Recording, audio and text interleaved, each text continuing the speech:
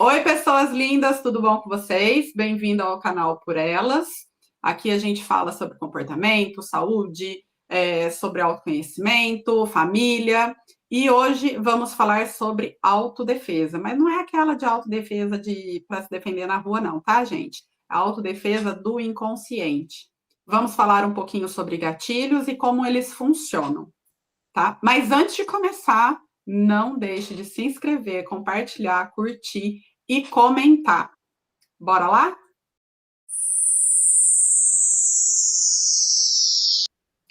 Bom, para falar de autodefesa, a gente precisa entender o que é consciente e o que é inconsciente. Vamos pegar o exemplo do iceberg. Tá? O iceberg fica só uma parte para fora e toda a outra base dele, a parte grande do iceberg, fica para baixo da água.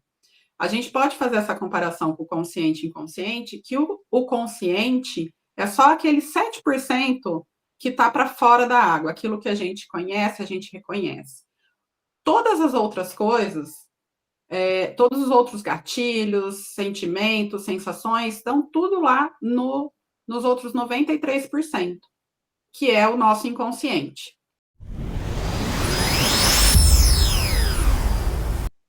O que são os gatilhos? Os gatilhos mentais que nós temos. Os gatilhos são todas aquelas situações que nós vivenciamos durante toda a nossa vida e que nos causou sentimento e sensações. Você era pequeno lá e um dia você escutou uma porta bater muito forte, fez aquele barulhão e aquilo te deu uma reação e um sentimento. Geralmente aquele sentimento de medo, de insegurança que a gente não sabe, fica aquela sensação no corpo trêmulo e tudo mais. Qualquer outro barulho que se assemelhar àquele barulho da porta batendo vai ser um gatilho para você ter a mesma sensação. E aí o seu cérebro vai falar ou foge ou encara. Ou é uma sensação boa ou é uma sensação ruim. Podemos dar o exemplo também quando você toma um sorvete. Toda vez que você toma o seu sorvete favorito, aquilo te dá uma sensação de prazer e uma sensação agradável. E sempre que você se aproximar da degustação de algo parecido com aquele sabor, você vai trazer aquele conforto. Tem outro detalhe também. Quem aqui não lembra de comida da avó, o cheiro de alguma pessoa que a gente ama? Tudo isso são gatilhos para a gente resgatar as sensações e as emoções que nós vivenciamos. Né? Carol, você já teve algum gatilho disparado aí na sua vida? Então, Thalita, interessante, né, você falar sobre isso, porque eu consigo me recordar aqui de uns anos atrás. Na verdade, esse sonho, ele durou aí muito tempo, foi desde novinha, desde criança. Eu sempre falava que ia fazer direito, exercer direito. E, bom, né, os anos foram se passando e eu resolvi estudar. Só que, como eu moro aqui na Inglaterra, o que acontece? Você precisa de ter o level, né? O nível, dependendo do curso que você vai exercer, para poder fazer o curso. Como eu, na época, não tinha o curso, o level, né, que nós falamos aqui, para poder exercer, estudar o direito, o que eu precisei fazer? Eu precisei fazer outro curso. Eu entrei na faculdade e eu precisei fazer um curso que me direcionava era da mesma linhagem do direito. Bom, qual seria aí o plano? Seria de eu exercer esse curso por um ano, depois de um ano eu poderia aplicar para o direito, porque eu ia ter o level, né, o nível para poder entrar. O que aconteceu? Ao me deparar que este curso eu teria que fazer alguns trabalhos da área exata, meu Deus do céu, eu saí correndo, gente. Por que isso? Porque quando eu era nova, adolescente, né, quando eu estudava, eu tive um problema, justamente na área exata com matemática na escola. Então, eu não gostava. Quando eu me deparei com esta matéria, né, com esta área exata, no meu curso na faculdade, o que eu fiz? eu apertei o gatilho do escape. Eu não quis permanecer e não permaneci no curso. Por quê? Porque aquilo ali me tirou da minha zona de conforto, né? Sendo que nem todas as vezes na vida nós vamos viver somente na nossa área de conforto, né? E posso também, me recordo também, Thalita, de outro exemplo aqui que eu quero dar, que ele é recentemente aconteceu. O meu filho, como ele estuda aqui, né? O que eu fiz? Eu fiz um acordo com o pai dele. Eu ensino ele o inglês e o pai dele ensina a matemática, porque o pai é da área exata e eu sou da área, né, da escrita aí, da área humana. Só que ao passar do tempo, o pai dele não pôde estar presente aqui, né? Ele chega muito tarde do trabalho. Então, eu percebi que eu teria que começar a ensinar o meu filho a matemática. E o que aconteceu, gente? Eu tive que fazer. Como que eu ia sair correndo, né?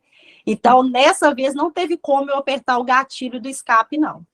Eu comecei a estudar com meu filho, né? Tinha algumas coisas que eu me recordava quando eu estudava, e eu consegui fazer. E quando meu filho voltou para casa e eu comecei a ver que ele estava tirando tudo ok, eu falei, meu Deus, que delícia! Eu não apertei o gatilho do escape, pelo contrário, eu tive que enfrentar. Não é isso, Thalita? Você acabou ressignificando seu trauma, né?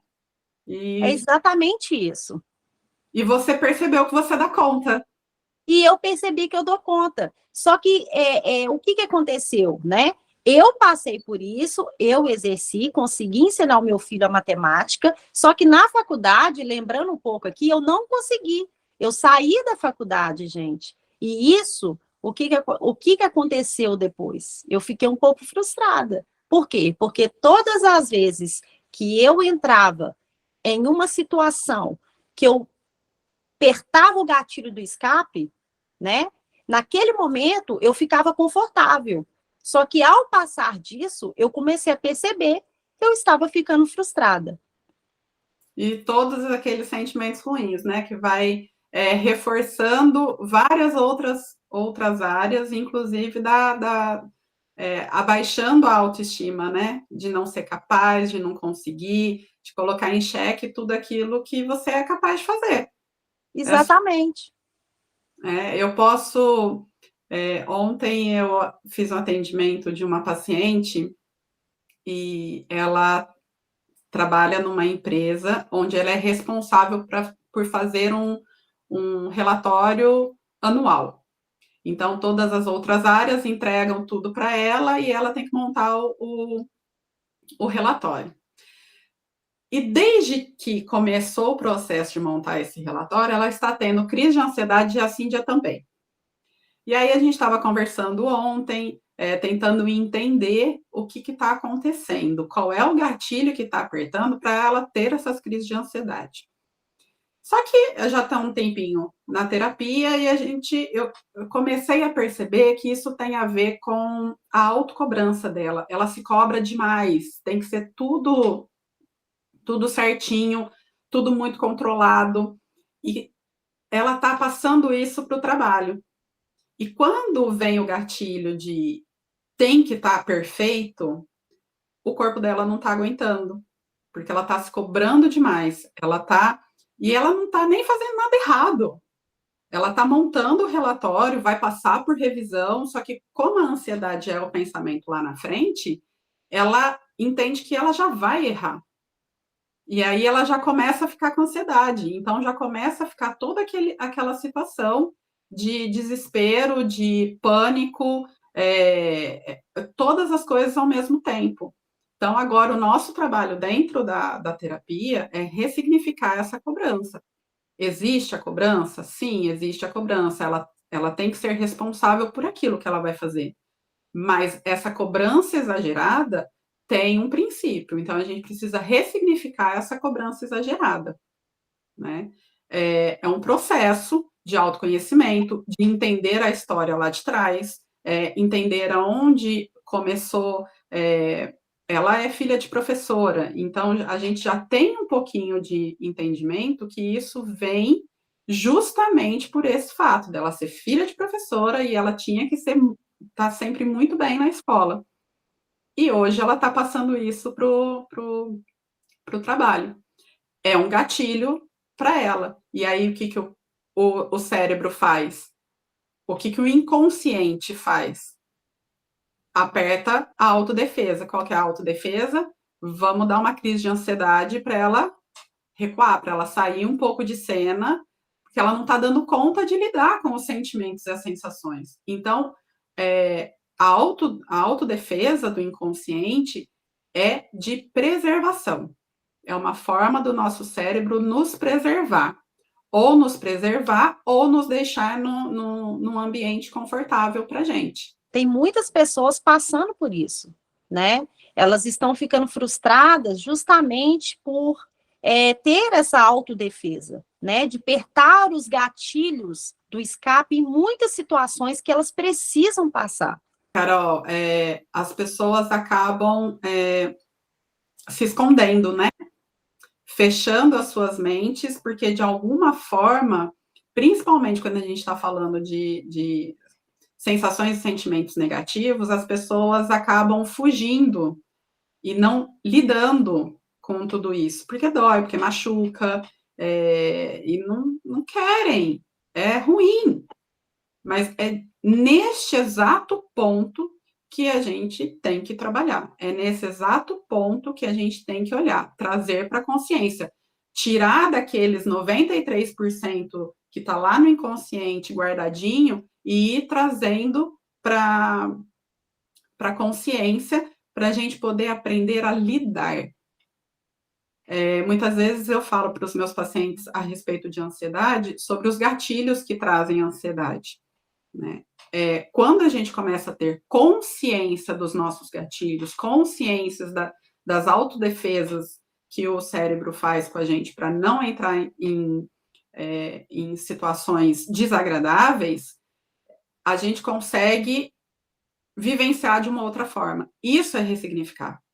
A gente trazer para a consciência, a gente pode fazer diferente daquilo. A Carol mesmo deu o exemplo. Ela ressignificou. Ela conseguiu fazer diferente com o filho dela aquilo que ela não estava conseguindo fazer por si. E tenho certeza absoluta que hoje Carol está voando muito. Não na área de exatas, mas assim, ela conseguiu reconhecer, olha o impacto que vai ter. Ela conseguiu reconhecer que ela sim é capaz de fazer coisas que são difíceis para ela. E dá certo. Vai com medo. Vamos com medo e dá certo. Isso traz segurança, aumenta a autoestima, vem trazendo consigo várias coisas positivas, sentimentos positivos, sensações positivas, e vai refazendo, vai ressignificando todo o processo. Isso é lindo de acontecer. É muito gostoso. É uma libertação. Aquilo que você traz para a consciência te liberta. Tem uma professora minha fala muito assim: aquilo que você nega permanece. Então, enquanto a gente nega todas as coisas que estão no inconsciente, aquilo vai permanecer e vai te machucar. Evitar o conflito não necessariamente vai resolver o conflito. Você está evitando, uma hora vai explodir. Uma hora vai vir à tona e você vai ter que encarar. Estava até conversando isso com uma outra paciente essa semana, que o namorado dela evita o conflito. Então, como ela está passando por terapia, ela está conseguindo ter uma comunicação assertiva com o namorado, então, para ela, as coisas estão fluindo positivamente, né? E ela começou até a elogiar o namoro dela para a irmã, né? Para as pessoas mais próximas dela, e de repente o namorado chegou e falou que estava tudo ruim. Ela falou: oxe, mas peraí, qual o relacionamento que eu tô e qual o relacionamento que ele tá? Mas, na verdade, é ele que não gosta de conflito, então ele sempre fala tudo bem, tudo bem, tudo bem, e não lida com toda a situação, ele não expõe aquilo que ele não está gostando, ele não fala sobre os sentimentos dele. e aí explode. Então, trazer para a consciência é sim se libertar, é sim ter uma vida mais tranquila, ter uma vida mais em paz. O que você acha, Carol? Exatamente isso que você falou, Thalita. É onde nós até colocamos, né, um post para vocês falando que não adianta, né, ter os olhos abertos com uma mente cega. Se a mente não se abre, não adianta você olhar para nada, você vai ficar só no 7%, você não vai se desenvolver, você não vai evoluir. Então, precisamos abrir a mente. Procure terapia, procure a espiritualidade, que é muito importante também, para a gente lidar com os nossos demônios internos, para poder evoluir, tá? Estamos aqui justamente para isso, para trazer um pouquinho de conteúdo para vocês, que ajude no autoconhecimento, né? E vem com a gente. Até o próximo vídeo. Beijo, gente. Tchau, tchau.